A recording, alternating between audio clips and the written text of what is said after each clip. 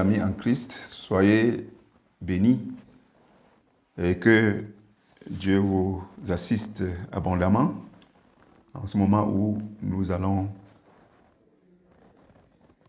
écouter sa parole et lui présenter nos problèmes. Nous allons commencer par la prière, au cours de laquelle nous allons demander que Dieu lui-même nous éclaire dans ce passage que nous allons lire. Prions le Seigneur. Nous lirons dans 2 Corinthiens 13, verset 5. Nous sommes d'abord dans la prière.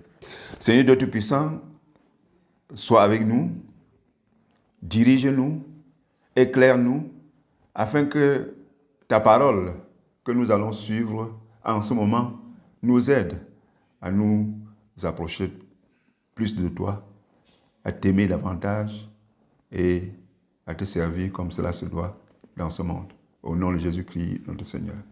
Amen. 2 Corinthiens 13, verset 5. Examinez-vous vous-même pour savoir si vous êtes dans la foi. Éprouvez-vous vous-même. Ne reconnaissez-vous pas que Jésus-Christ est en vous, à moins peut-être que vous ne soyez réprouvés. Amen. Examinez-vous vous-même pour savoir si vous êtes dans la foi. Éprouvez-vous vous-même. Nous sommes avec ce verset dans les derniers conseils de l'apôtre Paul avant de quitter ce monde. Ce sont des conseils très très précieux, surtout quand il nous demande de nous examiner pour savoir si nous sommes dans la foi. Peut-être faut-il avoir une idée claire de la foi. Qu'est-ce que la foi? La foi chrétienne signifie avoir confiance en Dieu ou en Christ. Nous abandonner à Christ. Vivre conformément à sa volonté et toujours soumis à lui. Et comment avoir cette foi? Pour avoir la foi, il faut tout d'abord écouter l'Évangile. Essayer de la comprendre. Comprendre que nous devons reconnaître que nous sommes pécheurs, nés dans le péché. Reconnaître que nous avons péché et abandonner ces péchés pour avoir une vie nouvelle, pour avoir une nouvelle manière de vivre, ayant abandonné le péché, naître de nouveau. Et lorsque nous avons cette vie nouvelle, nous devons donc nous éprouver nous-mêmes.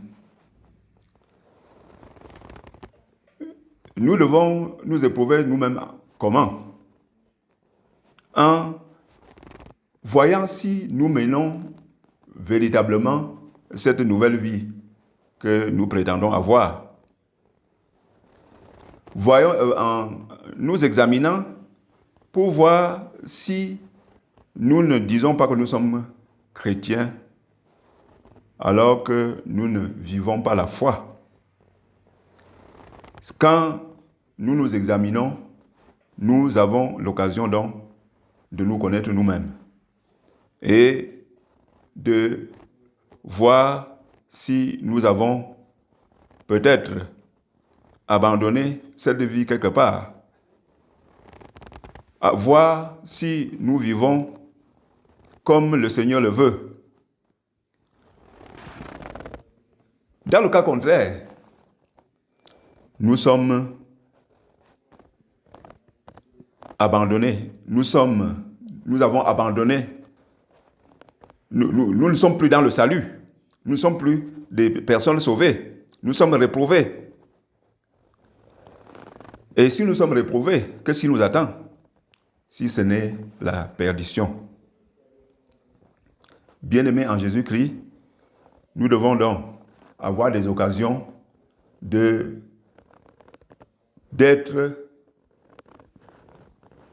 seul à seul et de nous examiner constamment. Ça peut être des moments des moments de retraite. Ça devrait être d'ailleurs les moments de retraite. Et pendant ce temps-là, nous devons voir si nous sommes véritablement dans la foi. Et si nous constatons que nous ne sommes pas dans la foi, si nous constatons que nous ne vivons pas contrairement à la volonté de Dieu, alors nous essayons de nous repentir et de mener désormais une vie qui plaît à Dieu. Voilà l'exigence de l'apôtre Paul. Et l'apôtre Paul était très très regardant, n'est-ce pas, en ce qui concerne la vie de ces églises. Il veillait sur la vie des chrétiens de toutes les églises qu'il avait fondées. Parce que inutile de faire semblant d'être chrétien alors qu'on ne l'est pas. Parce que notre fin ne sera autre chose que la perdition. Nous devons donc, chers amis, constamment nous regarder dans la grâce de l'Évangile pour pouvoir nous ressaisir si nous constatons que nous sommes sur une mauvaise voie et recommencer à vivre conformément à la parole de Dieu, dans la crainte de Dieu, tous les jours, afin d'attendre avec joie le retour prochain de notre Seigneur Jésus-Christ, qui viendra prendre les siens. Que Dieu vous bénisse. Amen.